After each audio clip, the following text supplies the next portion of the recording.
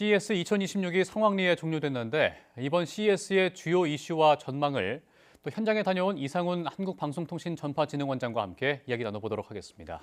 어서 오십시오. 네, 안녕하십니까. 예, 원장님 이번에 CES 2026이 종료가 됐는데 현대차 그룹의 아틀라스 등 피지컬 AI가 큰 주목을 받았습니다. 어떻게 보셨습니까?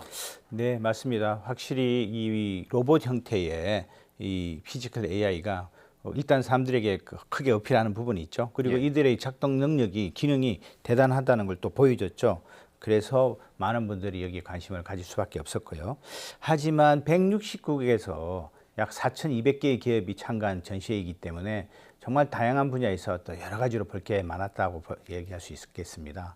예컨대 CS 혁신 수상 작품들의 이 카테고리별로 보면은 그 흐름을 좀 정확하게 알 수 있는데요.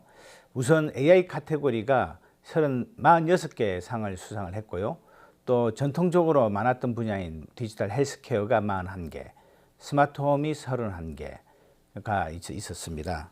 그리고 또 이제 비클테크, 어드밴스드 모빌리티가 27건, 그리고 또 이제 이번에 새롭게 올라온 그 지속 가능성과 에너지 트랜지션이 25건 이렇게 있었고요. 그다음에 한동안 조금 덜 주목을 받았던 잊혀질 뻔했던 이 가상 공간 그리고 공간 컴퓨팅 분야에서도 12건이 이제 수상이 있었습니다. 피지컬 AI 로보틱스가 실제 관심 많이 받았지만은 상은 한 17개 정도 받았는데 예. 사실 이것은 이 피지컬 AI가 하드웨어, 소프트웨어 모두가 결합된 그런 기술이기 때문에 사실 난이도가 굉장히 높다고 볼 수 있죠. 예. 그렇기 때문에 17개인데 앞으로는 더 많은 수상작이 나오지 않을까 생각을 하고 있습니다. 네. 예. 그럼 먼저 이제 비클테크와 모빌리티 분야에 대해서 궁금한데요. 자동차가 원래 그 단순한 이동 수단으로 개념이 잡혔었는데 이제는 생활 공간의 연장으로 좀 지향이 되고 있습니다. 이번 전시회에서 이 분야에도 좀 주목이 많이 됐었죠. 네, 그렇습니다. 뭐 생활 공간이라고까지 얘기하는 것은 그만큼 이제 이 모빌리티라고 하는 것들이 사람이 직접 운전을 한다든가 작동을 시키는 게 아니고 소프트웨어적으로 또 AI 기술을 이용을 해서 자동으로 운행할 수 있도록 하는 그런 한편 그 시간 또는 그 공간에서 사람은 다른 일을 할 수 있다는 거죠. 이제 예. 그게 이제 특징인데 특히 이제 소프트웨어 중심 자동차라는 말이 사실 꽤 오래 전부터 얘기는 나왔습니다. 하지만 실제 구현한 것은 이제 테슬라의 자동차들이 가장 먼저였고, 그다음에 이제 지금 중국 자동차들이 빠르게 실제로 이제 제품들을 내놓고 있습니다. 근데 이제 이번 CES에서는 엔비디아를 주목을 해야죠. 엔비디아는 알파마요라는 그런 자율주행을 위한 오픈소스 플랫폼 소프트웨어를 발표해서 굉장히 큰 주목을 또 받았습니다. 왜냐하면 그동안 우리가 얘기해오던 자율주행이라고 하는 것은 금방 말씀드린 테슬라 중심으로 좀 이렇게 폐쇄된 생태계였는데, 그러니까 다른 자동차 회사들은 고민이죠. 자체 개발도 물론 했지만 노력은 했지만 잘 되지 않은 게 사실이고요. 하지만 이번에 엔비디아에서 발표한 이 알파마요로 만약에 이렇게 탑재를 한다면 자율주행을 좀 더 쉽게 자동차 제조사들이 구현할 수 있지 않을까 하는 이런 기대가 많이 또 생겼습니다. 그래서 이번 그 제조사들이 어떤 그런 변화가 앞으로 아까 말씀드린 소프트웨어 자동차를 더 빨리 이제 구현하게 될 것이다. 이렇게 말씀드리고 싶고요. 또 하나 눈에 확 띄는 게 뭐였냐면은 전고체 배터리입니다. 전고체 배터리는 우리나라를 비롯해서 일본, 중국이 굉장히 서로 앞다퉈서 개발을 해오던 배터리인데요. 사실 뜻밖의 이제 핀란드의 회사인 그 버지 모터사이클이라는 이제 전기 모터사이클 회사가 있는데요. 이 회사가 이제 자기네 자매 기술 회사인 도너랩에서 개발한 전고체 배터리를 실제 양산 모델에 탑재를 했습니다. 근데 이 전고체 배터리의 그 강점을 모두 다 담고 있어요. 그래서 굉장히 많은 사람들이 이목을 끌었거든요. 예컨대 전고체 배터리는 굉장히 에너지 밀도가 높아서 길게 가고요. 충전 시간이 또 굉장히 짧습니다. 그리고 또 극한 상황에서도 열폭주, 폭발 이런 위험성이 아주 현저하게 낮기 때문에 굉장히 이제 꿈의 배터리다 이렇게 했는데 이게 지금 생각보다 이렇게 빨리 나올 줄은 아무도 사실상 기대를 못했습니다. 그래서 굉장히 이제 충전 문제, 충전 불편 안전 문제를 한꺼번에 해결할 수 있는 굉장히 시금석이 되는 그런 기술이었다 해서 또 마찬가지로 많이 또 회자가 됐습니다. 예. 정말 혁신적인 기술들이 많이 소개가 됐던 것 같은데 이번에 또 새롭게 조명된 에너지 트랜지션 부분도 한번 짚어볼 필요가 있을 것 같습니다. 네. AI가 좀 발전할수록 이 전력 소모가 사실 엄청나잖아요. 그래서 이 문제를 해결할 혁신적인 기술을 또 선보였다고 하더라고요. 설명을 한번 부탁드립니다. 예, AI 데이터 센터를 짓는다고 막 굉장히 이제 그 경쟁적으로 많은 투자를 했는데 사실 이 전력 문제가 너무 심각하다는 것을 또 많은 사람들이 동시에 깨닫게 됐죠. 그래서 이제 현재는 미국 정부도 심지어 트럼프 대통령도 AI 기업들 보고 당신들이 전력 문제 직접 해결해라라고까지 지금 얘기하고 있지 않습니까? 예. 그래서 이 AI 기업들, 글로벌 빅테크들이 전전긍긍하고 있는 그런 상황입니다. 그러다 보니까 이 전력 소모를 어떻게 하면 좀 줄일까? 어떻게 하면 새로운 에너지원을 효율적으로 연결해서 쓸까? 이게 고민이죠. 이 분야에서 좀 볼만한 기업은 일본의 파나소닉인데요.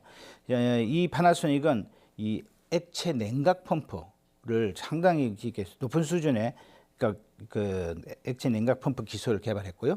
또 냉매가 중요한데 새로운 또 냉매를 또 선보였습니다. 그래서 이 전력 소비 데이터 센터의 전력 소비의 상당 부분이 이 냉각시키는 것인데 이 분야에서 굉장한 그 효율성을 좀 이렇게 보여줬다 이렇게 평가를 받고 있고요. 한편 이제 우리나라도 이제 얘기 안 할 수가 없는 게 우리 한국전력이 또 상당한 기술을 보유하고 있는 기업이거든요. 그래서 한전 같은 경우에 이제 5개 부분에서 상까지도 혁신상을 받았습니다. 지금 한전이 이제 제시한 그 AI 기반 광학 진단 시스템 그리고 이제 차세대 배전 관리 시스템 이런 것들은 전력망을 흔히 이제 그리드라고 하는데요. 이걸 실시간으로 감지하고 전력 분배를 아주 최적화해서 이렇게 분배함으로써 그 AI가 요구하는 그런 엄청난 전력량을 사실상 문제없게 안정적으로 이제 공급할 수 있는 그런 스마트 그리드를 좀 구현했다. 그리고 그런 표전을 좀 제시했다는 데서 또 눈여겨 볼 만했습니다. 예. 이 CES가 원래 전통적으로 보면 이게 기술 가전 전시회잖아요. 그래서 가전자가 들어가니까 좀 가전쇼인 스마트홈이었지 않았나 싶은데 실질적으로 좀 AI가 들어오면서 많은 변화가 있었다고 하더라고요. 네, 맞습니다. 지금 AI가 뭐 모든 분야에서 굉장히 많은 혁신을 일으키고 있는데요. 가전 분야, 스마트홈이라고 그러죠. 요즘은 스마트홈에서도 깜짝 놀랄 만한 기술들이 나왔습니다. 근데 이게 이제 주로 중국의 가전 회사들이에요. 그래서 상당히 또 이건 우리에게는 좀 긴장할 수밖에 없는 상황인데요. 우선 뭐 한국에도 많이 팔리고 있는 로보락이라는 회사의 이 전기 청소기가 있고요. 예. 근데 이 전기 청소기가 사실은 평면에서만 움직이지 않습니까? 바퀴로 굴러다니니까. 예. 근데 이번에 보인 건 계단을 이동해요. 아, 그러니까 이제는 1층에서 2층으로 올라가서 계단도 청소하고 2층도 청소하는 뭐 이런 자율주행 기술을 선보인 거죠. 사실 깜짝 놀랄 만한 그런 기술이었습니다. 그리고 또 이제 또 다른 그 청소기 브랜드로 이렇게 드림이라는 회사가 있는데요. 이 회사는 청소기에서 이제 나아가서 가정에서 홈에서의 모든 상황을 인지하고 그에 대해서 반응하고 또 해야 할 일을 스스로 다 해내는 그런 전방위적인 홈 시스템을 만들었습니다. 그리고 이 청소기에 로봇팔이 탑재가 돼 있어요. 그래서 물건을 치우고 정리하고 이런 기능까지 있어가지고 이 가사 노동 시간을 정말로 획기적으로 단축하는 그런 제품으로 평가를 받았습니다. 그리고 또 특히 이제 드림이니까 놀라운 게 이게 지금 이 세탁기, 냉장고, 에어컨, 또 주방 가전, 헬스케어 등 모든 분야에서 다 연결되는 그런 아주 지능이 높은 스마트 홈 솔루션을 선보였다는 게 특히 인상적이었습니다. 예. 방금 말씀해 주신 대로 로보락이나 드림이가 사실 중국 기업들인데 이번 CES에 사실 중국 이야기를 빼놓을 수가 없을 것 같습니다. 특히 올해 이 중국 기업들이 엄청나게 약진을 했다고 하는데 어떻게 생각하시는지도 궁금합니다. 네, 뭐 우선 규모로 보면 바로 알 수 있을 것 같습니다. 이제 미국에서 열렸기 때문에 미국 기업이 제일 많죠. 1,476개. 그리고 중국 942개, 한국이 853개로 중국이 이제 두 번째 규모를 참여했고요. 사실 그동안 중국은 뭐 정치적 문제 이런 문제로 많이 참가를 안 했는데 이번에 많이 왔습니다. 특히 이제 가장 그 이목을 끄는 휴머노이드 부분 이쪽만 보더라도 참가 업체들 중에 반 이상이 중국 업체였어요. 그러니까 이처럼 굉장히 많이 약진을 했고 또 강세를 보인 적이 이 웨어러블 디바이스야. 그리고 우리가 흔히 스마트 안경으로 많이 이제 얘기를 하는데요. 이 분야에서 뭐 중국 업체인 엑스리얼이나 뭐 TCL 같은 기업들이 아주 초경량이지만 또 AI 기능이 탑재된, 그래서 자동 번역을 한다든가 음성과 영상을 인지해서 실질적으로 사용하기 쉽게 만든 그런 제품들을 선보였습니다. 가장 좀 두드러진 중국의 분야이기도 했고요. 예. 또 금방 또 말씀드렸던 그 스마트홈 분야에서도 아까 말씀드린 그런 청소기 또 종합 스마트홈뿐만 아니라 전통의 가전기업인 TCL과 하이센스도 굉장히 큰 전시 부스를 마련해가지고 다양한 기술 제품들을 선보였습니다. 이처럼 상당히 우리나라에 이제 삼성전자나 LG전자에 좀 위협이 되지 않을까. 현재는 우리가 가장 잘하고 있습니다. 하지만 이들의 전 세계 시장 점유율이 빠르게 올라오고 있죠. 우리가 약 한 20년 전에 일본의 뭐 소니나 파나소닉 같은 굉장히 당시의 최고의 기업들을 이제 우리가 역전을 했는데 반대로 이제 그런 시간이 혹시 우리가 그런 경험을 당하는 거 아니냐 하는 우려도 솔직히 큽니다. 그래서 우리 기업들이 좀 더 빠른 혁신, 그리고 또 좀 획기적인 어떤 아이디어가 탑재된 그런 제품들을 좀 개발하고 시장을 계속 지켜나가기를 좀 바라는 마음입니다. 예, 그렇게 됐으면 좋겠습니다. 마지막으로 CES 2026이 우리 사회와 또 산업 전반에 미치는 가장 큰 화두가 무엇인지, 또 앞으로의 기술 혁신의 방향성에 대해서 한번 정리를 해주신다면 어떻게 하실까요? 예, 뭐 기술 혁신의 방향성은 항상 이 CES에서 많이 이제 또 얘기되는 부분이죠. 왜냐하면 워낙 큰 행사고 또 모든 기술이 모여 있기 때문에 사람들이 이 모인 다양한 기술들을 보면서 여기서 뭔가 중요한 포인트를 잡아내는데요. 예. 첫째로는 역시 피지컬 AI입니다. 이 피지컬 AI가 뭐 혼자 춤추고 뭐 덤블링하고 이런 것도 뭐 되게 눈요깃거리는 좋았지만, 이번에 정말 포인트는 산업 현장에 투입되는 것이죠. 그래서 현대차가 가지고 있는 보스턴 다이내믹스의 아틀라스가 최우수상을 받지 않았습니까? 이건 뭐냐면 이제 로봇이 사람 대신 일을 할 수 있는 단계까지 왔다는 것을 보여줬기 때문에 그렇고요. 다음에 두 번째로는 그 에이전틱 소프트웨어가 실제로 크게 이제 빠르게 확장될 거다. 그러니까 이제는 뭐 분야나 기기의 종류에 상관없이, 그것이 자동차가 됐든 뭐 집에 있는 가전이 됐든 뭐 모든 종류의 기기에 이 에이전틱 소프트웨어가 이제 실림을 해서 이 기기들이 다 스마트화 될 거다, 다 지능화가 될 것이다. 이런 가능성, 이런 방향성이 확실히 이제 확실하다는 걸 보여줬고요.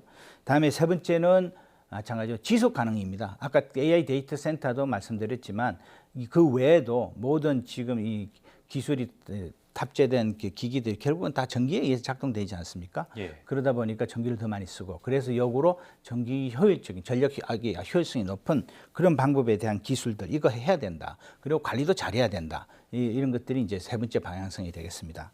자, 그래서 이 세 가지 이제 기술적 방향성은 이제 제가 말씀드렸고요.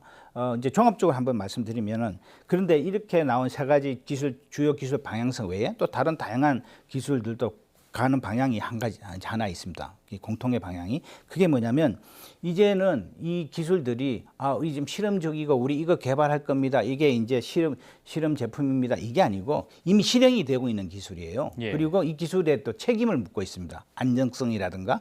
자, 그래서 이제는 이번 CES에서는 책임, 실행성, 이것이 이제 화두고, 그래서 내년에는 이 부분이 더 좀 많이 부각되고 또 초점이 맞춰지지 않을까. 그래서 더 많은 기술 제품들이 나오지 않을까 기대됩니다. 네, 알겠습니다. 지금까지 한국방송통신전파진흥원 이상원 원장과 함께 이야기 나눠봤습니다. 오늘 말씀 고맙습니다. 감사합니다.